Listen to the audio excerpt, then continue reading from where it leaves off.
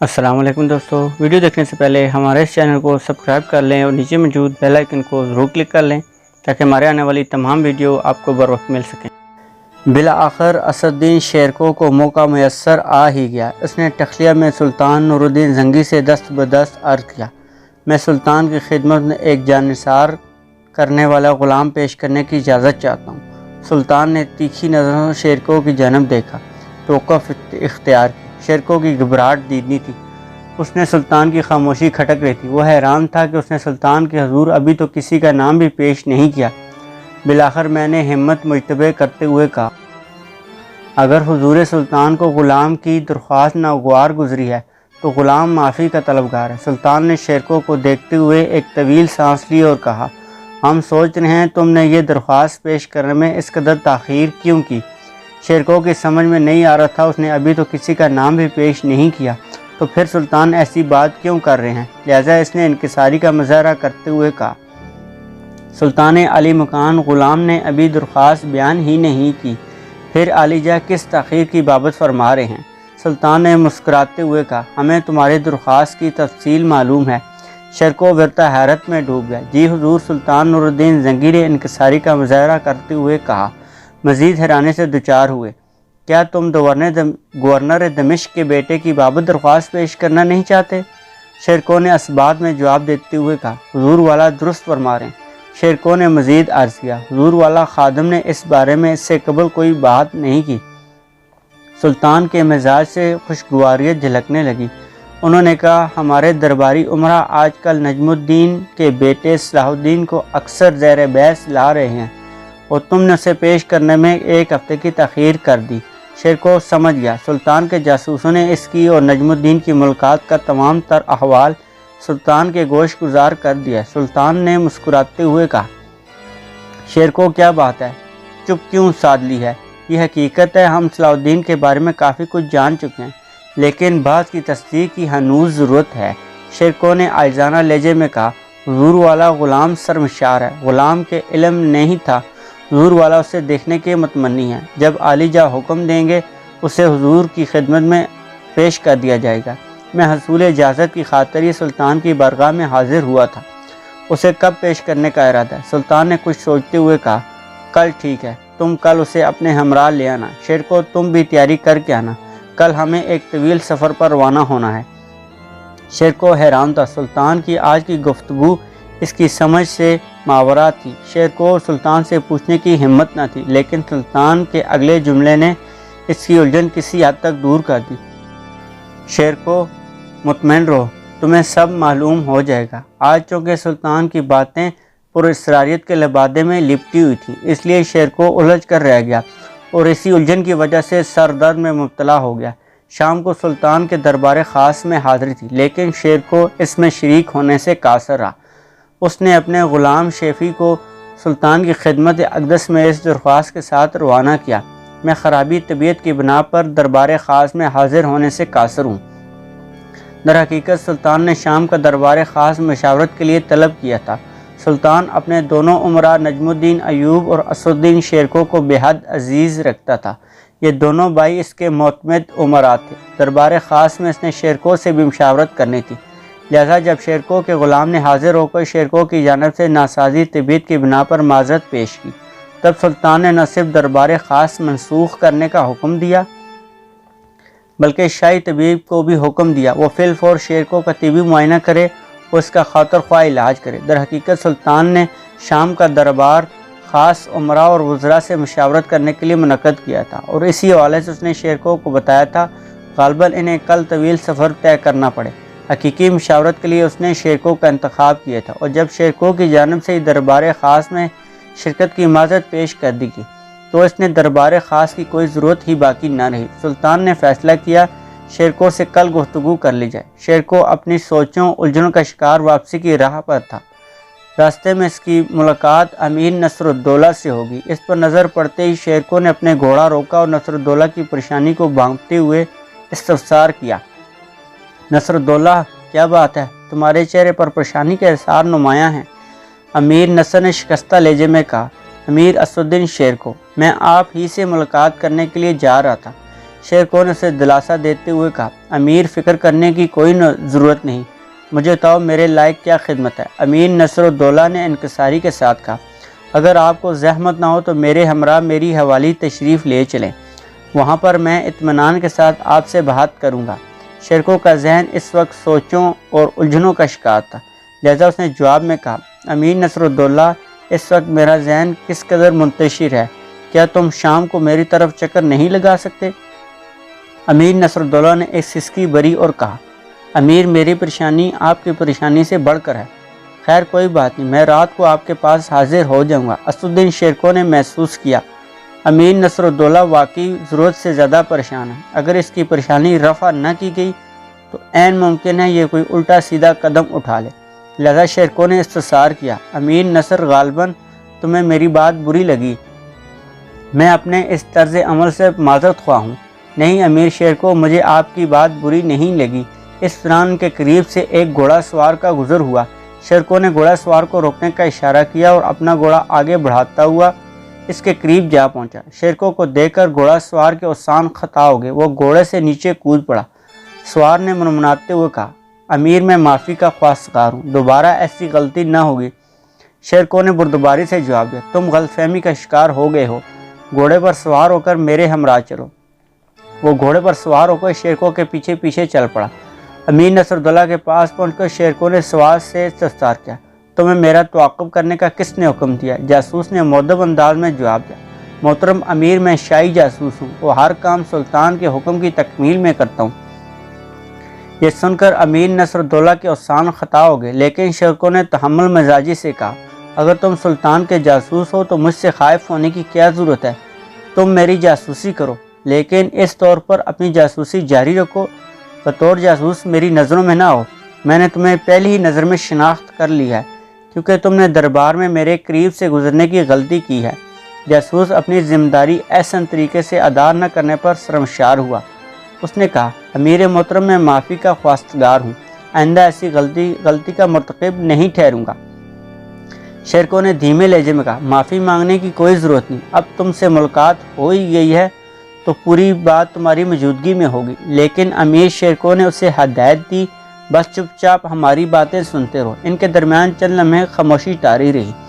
امیر نصر الدولہ پر cup کپی طاری تھی۔ شیرکو سے بات کرنے کا آغاز کرتے ہوئے کہا، میرے ہمراہ جو امیر ہیں، کیا تم ان سے واقف ہو؟ جاسوس نے سہمے لہجے میں کہا، جی نہیں، میں ان سے واقف نہیں ہوں۔ شیرکو نے تحمل سے کہا، میں ان کا تعارف کروائے دیتا ہوں، یہ امیر نصر الدولہ ہیں، کسی پریشانی میں مبتلا ہیں، اسی سلسلے میں مجھ سے بات کرنے کے خواہاں ہیں۔ جاسوس نے اپنی جان چھڑانے کی کوشش کرتے ہوئے کہا، امیر شیرکو، میرے فرائض کا یہ تقاضا نہیں، میں کسی کی پریشانی کی رپورٹ سلطان کے گوش گزار کروں، لہذا آپ اس کی ذاتی پریشانی سنیں اور اس کو دور کرنے کی کوشش کریں۔ شیرکو نے جاسوس کو پکڑتے ہوئے کہا، لیکن تم نے کیسے اس نتیجے پر پہنچے؟ امیر نصر الدولہ کی پریشانی ذاتی نوعیت کی حامل ہے، عین ممکن ہے یہ سلطنت یا سیاست سے متعلق ہو۔ جاسوس نے ذہانت امیز جواب دیتے ہوئے کہا، محترم امیر، میں جانتا ہوں کسی سیاسی مسئلے کو دو امیر برسر عام زیر گفتگو نہیں لاتے، مزید یہ کہ آپ دونوں امراء کی وفاداری شک و شبہت سے پاک ہے۔ شیرکو نے پھر جاسوس کو پکڑتے ہوئے کہا، بقول تمہارے میری وفاداری شک و شبہت سے پاک ہے، پھر تم میری جاسوسی کیوں کر رہے ہو؟ جاسوس نے شرمندگی کا اظہار کرتے ہوئے کہا، امیر شیرکو، حقیقت میں آپ کے ساتھی امیر کو نہیں جانتا، اس کا لباس یہ ظاہر کر رہا ہے وہ ایک غیر ملکی ہیں، اس شبے کی بنا پر ان کی جاسوسی کر رہا تھا۔ امیر نصر الدولہ نے مداخلت کرتے ہوئے کہا، در حقیقت میرا لباس ہی میرے لیے وبال جان ہے، آپ کے علم ہے میرا تعلق ایرانی نسل سے ہے، میری ٹوپی پکار پکار کر میرے ایرانی ہونے کا اعلان کرتی ہے، اگرچہ حضور سلطان مجھ پر نظر کرم نشاور کرتے ہیں، لیکن درباری امراء میرے خلاف رشوت دانیوں میں مصروف رہتے ہیں اور کسی نہ کسی فتنے کو ہوا دیتے رہتے ہیں۔ شیرکو نے مسکراتے ہوئے سوال کیا۔ امیر نصر الدولہ نے دیگر لہجے میں کہا، امیر شیرکو، محض بات کا فسانہ بنایا گیا ہے، وہ بھی ایسے لوگوں کی کارستانی ہے جو میرے خلاف فتنہ کھڑا کرنے کا کوئی موقع ہاتھ سے جانے نہیں دیتے۔ میں اپنے جوان بیٹے کی شادی اپنے خاندان میں کرنے کا خواہ ہوں، آستوں نے نہ جانے کیا گل کھلائے ہیں، میں نے سلطان علی مقام سے اجازت طلب کی تھی۔ شیرکو نے امیر نصر الدولہ کا مخاطب کرتے ہوئے کہا، کیا سلطان نے اجازت مرہم فرمانے سے انکار کر دیا ہے؟ امیر نصرالدولہ نے روحانسی آواز میں کہا، سلطان معظم اجازت بھی نہیں مرہم فرماتے اور انکار بھی نہیں کرتے۔ یہ معاملہ گزشتہ 4 ماہ سے زیر التوا ہے۔ میں عجیب مخمصے کا شکار ہوں۔ میں نے سلطان عالی مقام کو ہر لحاظ سے اپنی وفاداری کی یقین دہانی کروائی ہے، لیکن شیرکو نے الجھن کا شکار ہوتے ہوئے استفسار کیا۔ سلطان عالی مقام نے جواب میں کیا فرماتے ہیں؟ امیر نصرالدولہ نے نم آلود آنکھوں کو صاف کرتے ہوئے کہا، ہر مہینے یہ نویس تو آتے ہیں، اگلے مہینے بارات لے کر جانا۔ شیرکو نے درباری امراء کی حمایت کرتے ہوئے کہا، تو پھر اس میں درباری امراء کا کیا عمل دخل ہے؟ امیر نصر کی آنکھوں سے ایک مرتبہ پھر آنسو جھلک پڑے۔ اس نے اپنی نم آلودہ آنکھوں کو صاف کرتے ہوئے کہا، درباری امراء نے ہی سلطان معظم کو یہ باور کروانے کی کوشش کی ہے۔ امیر نصرالدولہ فارس والوں کے لیے جاسوسی کرتا ہے۔ یہ سن کر امیر شیرکو طیش میں آ گیا۔ توبہ توبہ، ان کی ذہنیت کتنی گندی ہے، یہ انسانی احساسات اور جذبات سے بالکل آری ہیں۔ امیر نصرالدولہ خاموش رہا۔ شیرکو نے چند لمحوں تک توقف اختیار کرنے کے بعد کہا، تم عازم فارس ہونے کے لیے تیار ہو جاؤ، میں تمہیں اجازت دلوانے کی بھرپور کوشش کروں گا۔ اس کے بعد شیرکو نے جاسوس کی جانب اشارہ کرتے ہوئے کہا، اگر کسی پریشانی نے سر اٹھایا تو یہ دوست اسے رفع کرنے میں مدد دے گا۔ جاسوس نے اثبات میں سر ہلا دیا۔ امیر شیرکو نے نجم الدین کو اطلاع روانہ کر دی، سلطان معظم نے کل صلاح الدین کو دربار میں طلب کیا ہے، لہذا کل صبح وہ سلطان کی خدمت میں حاضر ہونے کے لیے تیار رہے۔ سلطان کا یہ وتیرہ تھا، اگر وہ مجرم کے علاوہ کسی کو پہلی مرتبہ اپنے دربار میں طلب کرتا تھا تو سلطان کی جانب سے اس کی سواری کے لیے ایک اتھرا گھوڑا روانہ کیا جاتا تھا۔ اس امر میں 2 حکمتیں پوشیدہ تھیں۔ پہلی حکمت یہ تھی، اس کو خود اعتمادی کو جلا ملے، وہ سلطان کے سامنے پیش ہونے سے قبل ہی اس کی وفاداری پر قائم ہو جائے۔ دوسری حکمت یہ تھی، طلب کرنے کے لیے ایسا گھوڑا روانہ کیا جاتا جو اتھرا اور منہ زور ہوتا، اسے قابو کرنا محال ہوتا۔ اگر سوار ڈرپوک اور بودا ہوتا تو رستے میں ہی گھوڑے سے گر کر ٹھکانے لگ جاتا، جوں توں کر کے دربار تک رسائی حاصل کرنے کی کوشش بھی کر لیتا، لیکن اس کا حالیہ ناگفتے بے ہوتا۔ نجم الدین کے محل میں جب یہ اطلاع پہنچی تو مختلف لوگوں نے مختلف رد عمل کا اظہار کیا۔ کمزور اعصاب کی مالک کچھ کنیزیں اور غلام خائف تھے، وہ اس خدشے سے خائف تھے شاہی گھوڑا صلاح الدین کو کہیں رستے میں ہی نہ گرا دے، لیکن نجم الدین اور بیگم نجم الدین کی خوشی دیدنی تھی، انہیں اپنے بیٹے صلاح الدین کی صلاحیتوں پر بھروسہ تھا۔ وہ گھوڑا سواری، تیغ زنی، نیزہ بازی اور تیر اندازی میں مہارت رکھنے کے ساتھ ساتھ خوش باش اور خوش استوار بھی تھا۔ یہ وہ دور تھا جب امراء اپنے نوجوان بچوں کو بذات خود دربار میں پیش کرتے تھے، یا پھر وہ اس انتظار میں مصروف رہتے تھے ان کے بیٹے کی شہرت ہوا کے دوش پر اڑتے ہوئے دربار میں پہنچے، سلطان بذات خود اسے طلب کرنے کے لیے گھوڑا روانہ کرے۔ صلاح الدین کی دربار سے طلبی ہونے پر ضیافت کی خوشی دیدنی تھی، وہ پورے محلے کا چکر لگاتی پھرتی، اس سے جو ٹکراتا اسے بڑی رازداری کے ساتھ یاد کرواتی، میں نے جو پیشن گوئی کی ہے اس کی پورے ہونے کا وقت آ چکا ہے۔